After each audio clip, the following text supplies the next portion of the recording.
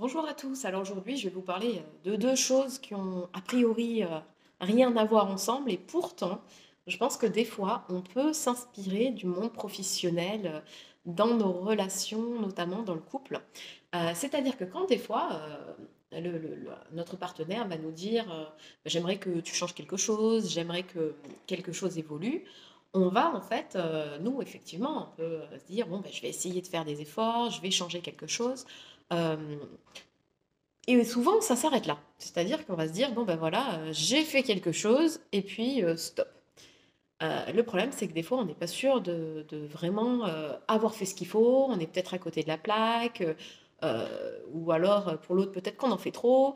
Et donc, c'est là où on va, enfin moi en tout cas, je trouve qu'il est intéressant de s'inspirer et de comparer ça en tout cas au monde de la qualité. Et vous savez, à la norme ISO 9001, ça vous paraît peut-être étrange, hein, mais vous savez, ce fameux cycle PDCA, c'est un peu, voilà, le PDCA du couple, c'est-à-dire que j'agis, enfin, je planifie déjà, je me dis, bon, bah, tiens, par rapport à ce qu'on m'a dit, je vais pouvoir peut-être apporter telle ou telle chose à mon partenaire ou ma partenaire.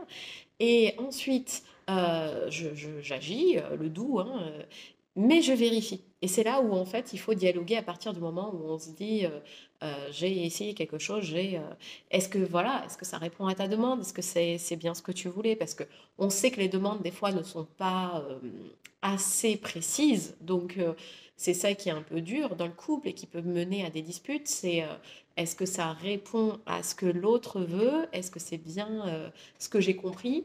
Donc ce check, en fait, il est super important. Et c'est souvent, souvent quelque chose qu'on oublie.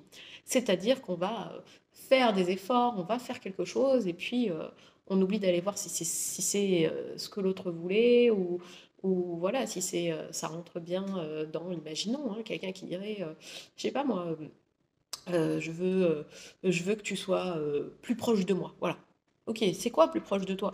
Est-ce que c'est partager des moments ensemble avec dans les loisirs? Est-ce que c'est, je sais pas, je regarde Netflix, que tu sois collé à moi? Enfin, vous voyez, c'est d'être plus précis parce que, imaginons, on entend ça et on se dit, ok, d'accord, j'ai entendu, mais on va l'interpréter avec notre vision du monde. D'où l'intérêt de s'inspirer de ce PDCA et d'aller toujours checker quand voilà, il y a un besoin d'évolution de votre couple. D'ailleurs, il ne faut pas toujours voir ça de façon négative, hein. C'est très important de se dire, le couple, s'il dure, il va à un moment donné être obligé d'évoluer. Et c'est pas toujours facile, hein, c'est vrai, parce qu'on peut se sentir accusé, mais c'est très important de dépasser ça pour se dire, non, en fait, c'est une étape positive du couple. Et dans le dernier, vous voyez, c'est une fois qu'on a vérifié, bah, effectivement, comment on peut dire, on fignole un petit peu cette action qu'on a mis en place, c'est-à-dire que, ok, d'accord, une fois que j'ai vérifié, bon, ce que je fais, c'est bon, mais par contre, euh, on m'a dit que, par exemple, être plus proche de lui, bah, ok, bah, on m'a dit que c'était bon, que j'en faisais peut-être un peu trop, que c'était pas la peine. Ok, d'accord, bah, je baisse un peu mon truc. Vous voyez? Donc comme ça permet d'être un petit peu dans quelque chose où la communication déjà est omniprésente dans le couple, ce qui est quand même super important, hein. Je vous rappelle, un couple sans communication, euh, vraiment, la communication, en fait, il ne faut pas avoir peur de trop en faire.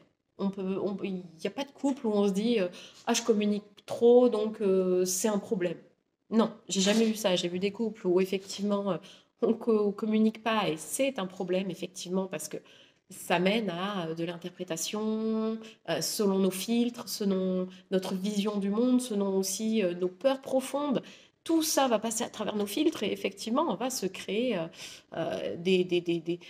comment dire, des cognitions, hein, des pensées qui correspondent à notre vision du monde. Donc, si jamais je me dis, par exemple, j'ai de grandes chances d'être abandonnée, ben, effectivement, on va voir le monde en fonction de dire, ah ben, l'autre, oh, il va sûrement m'abandonner à la fin. Vous voyez, tout ce qu'il fait va être ramené dans ce sens-là.